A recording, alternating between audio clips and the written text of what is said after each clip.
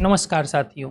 जैसा कि आपको पता है कि यूपीएससी प्रीलिम्स का एग्ज़ाम हो गया है, तो इस संदर्भ में कुछ मैं चीज़ें आपसे डिस्कस करना चाह रहा हूँ। पहला तो ये कि पेपर के बारे में, दूसरी बात ये है कि यूपीएससी ने सरप्राइज़ एक आंसर की जारी कर दी, थर्ड ये कि कट ऑफ किया जाएगा। इन 3 चीज़ों के बारे में हम लोग आज डिस्कस करेंगे।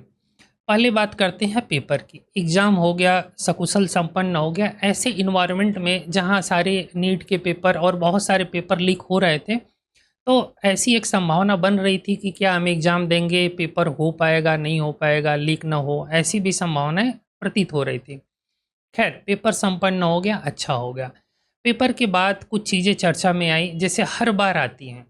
लेकिन इस बार विवाद का मुद्दा ये रहा कि प्रश्न पूछने की जो शैली है वो यूपीएससी की इतने बड़े-बड़े लॉन्ग क्वेश्चन जिसका आंसर भी क्लियर नहीं हो रहा है। बहुत सारे लोगों का यूट्यूब पे मैंने वीडियो देखा जिन्होंने क्लेम किया कि भाई यूपीएससी के चेयरमैन या यूपीएससी के जो भी संस्थागत लोग प्रश्न बना रहे हैं या बोर्ड मेंबर के सदस्य या जो अभी वर्तमान में आईएएस पद पे कार्यरत हैं, ऐसे लोग भी इन सवालों को नहीं कर पाएँगे, इस तरह के चैलेंजिंग क्वेश्चन पूछे गए थे।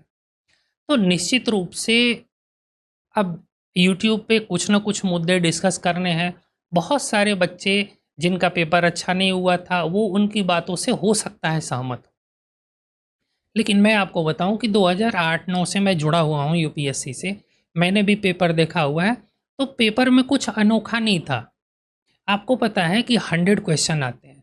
100 क्वेश्चन में अराउंड जो डायरेक्ट पढ़े-पढ़े होते हैं या जो आपके इर्द-गिर्द आपने देखा होगा नोट्स में, टीचर ने क्लास में कुछ डिस्कस किया होगा या आपके पुस्तक से डायरेक्ट या आपके इर्द-गिर्द कोई घटना घटी हुई हो, उससे संबंधित लगभग 30 के आस-पास सवाल हर साल ये मैच करते हैं। इसमें कोई ऐसा नहीं है कि कोई व्यक्ति कहे कि 45 2012 में 45 क्वेश्चन हमने डायरेक्ट कर दिए, ऐसे कोई होता नहीं है। तो इस बार भी ऐसा ही रहा और यूपीएससी का कट ऑफ आपको पता ही है कि लगभग 50% के आसपास में रहता है।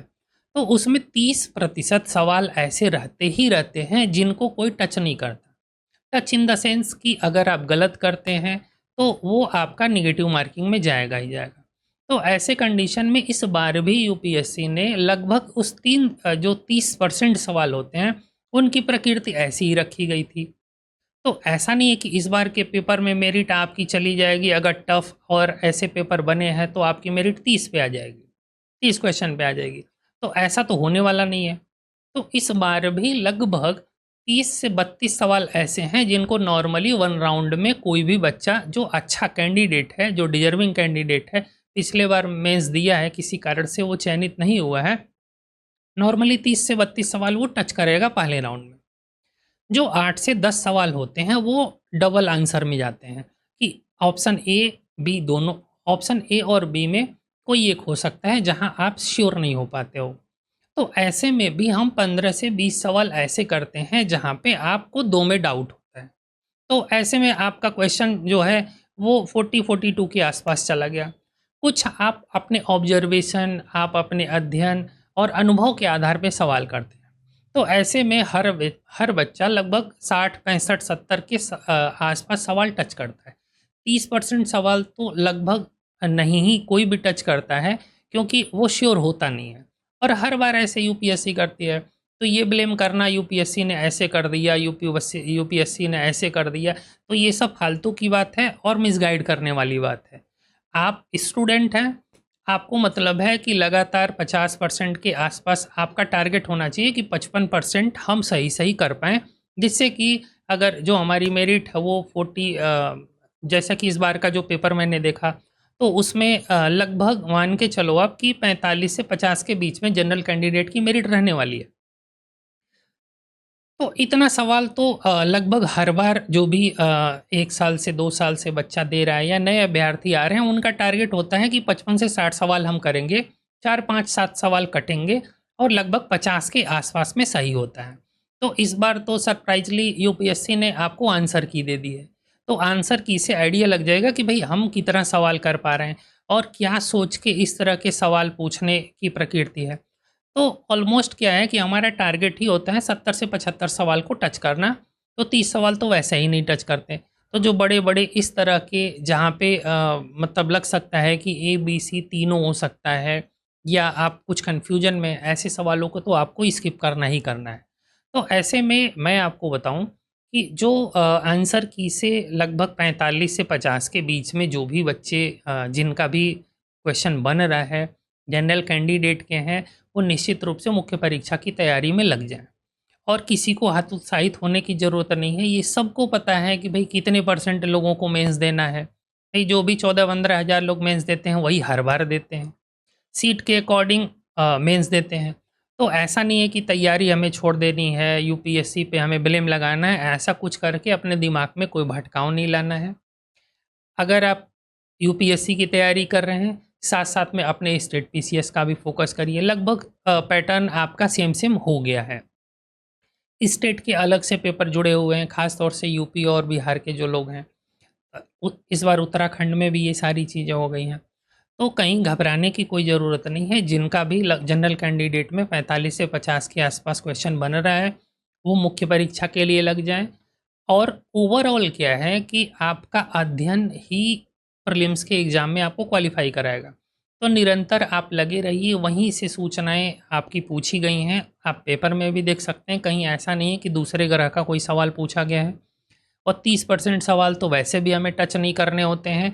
तो जो हाय तौबा और ये सारी चीज़ें मची हुई हैं, उन पे भी हमें ध्यान नहीं देना है।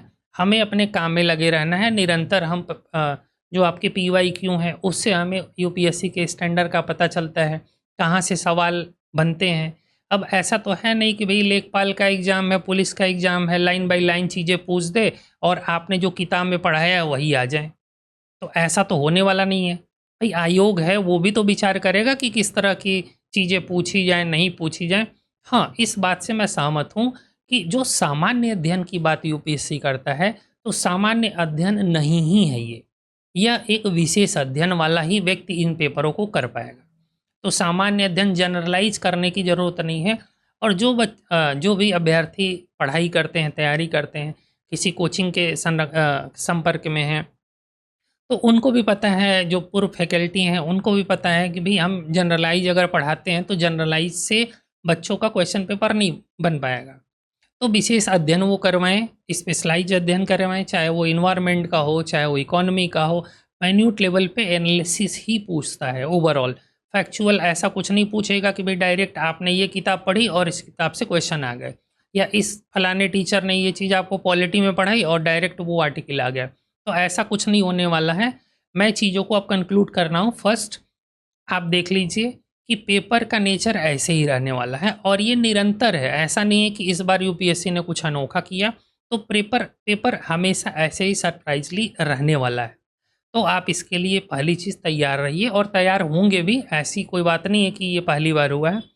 दूसरी चीज़, इस बार आपका आंसर किया जाने से श्योर हो गया है कि भई लगभग जिस कैटेगरी में है 45 से 50 के आसपास में अगर जिनका भी मार्क्स बन रहा है, वो लोग क्या है कि मुख्य परीक्षा की तैयारी करें। जिनका 40 से 45 के बीच में है, ओबीसी कैंडिडेट हैं, एससी या हैंडीकैप कैंडिडेट हैं, वो भी मेंस की तैयारी करें। और आगामी अभी इधर जब नेक्स्ट प्रीलिम्स का एग्ज़ाम होगा, तब तक की तैयारी के लिए आपके पास पर्याप्त अवसर है।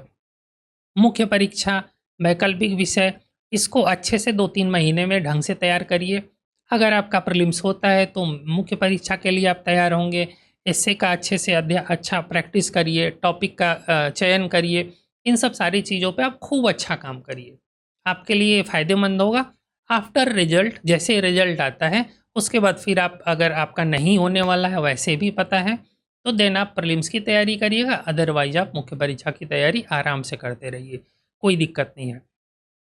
दूसरा, आंसर की भी आ गया है। आंसर की आ जाने से आपका कोई भी अब डाउट नहीं है कि भई हमें दूसरे इस कोचिंग का, उस कोचिंग का, अरे ये कोचिंग बड़ा अच्छा आंसर की निकालता है, तो वो भी अब संशय ख़त्म हो गया है। किसी कोचिंग को ऐसा मौका नहीं मिला कि वो बड़ा डिटेल में जाके आपको आंसर की दे। और निश्चित रूप से आंसर की को लेके अब आपकी कोचिंग पे निर्भरता कि इस कोचिंग का एक्यूरेसी बड़ा अच्छा है, या प्रतिस्पर्धा रहती थी कि भई ये कोचिंग रात भर जग के क्वेश्चन निकाले, क्वेश्चन का आंसर निकाले, उससे सिमिलर चीज़ें या वेबसाइट, लिंक, बहुत सारे तरह के लोग प्रयास करते थे कोचिंग संस्थाएँ।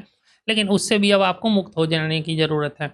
इस बार आ गया तो निश्चित रूप से आगे भी आपको आंसर की मिलता रहेगा, तो वो भी कोई दिक्कत नहीं। हो सकता है कि मेंस में भी मॉडल आंसर दे दे, उसकी भी आवश्यकता खत्म हो जाए कि भई मेंस में हमने ये लिखा और यूपीएससी ने ऐसे क्या इसको समझा। तो वहाँ भी आपका हो सकता है कि आगे जब मुख्य परीक्षा हो तो उसकी आंसर की आए, उससे भी आइडिया लग जाएगा। खैर ओवरऑल ये है कि आप मोटिवेट रहिए, कहीं से डरने या भयभीत या किसी वीडियो देख के संशय या किसी के प्रति कोई पूर्व अवधारणा बनाने की ज़रूरत नहीं है। आप अपने काम पे फ़ोकस करिए, प्रीलिम्स का एग्ज़ाम हो गया, मुख्य परीक्षा के लिए पूरी ताकत से लग जाइए, चाहे हो रहा है या नहीं हो रहा है। बाकी आंसर की से आप मिला लीजिए क्वेश्चन, और जिनका भी लगभग 40 प्लस है, वो पूरी तरीके से मेंस वाले में लगें। जनरल कैटेगरी के लिए थोड़ा-सा है कि 45 से 50 के बीच उनकी मेरिट रहने वाली है। 1-2 नंबर के आस-पास का हो भी सकता है, कोई ऐसी बात नहीं है।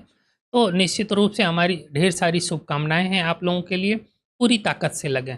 Thank you very much.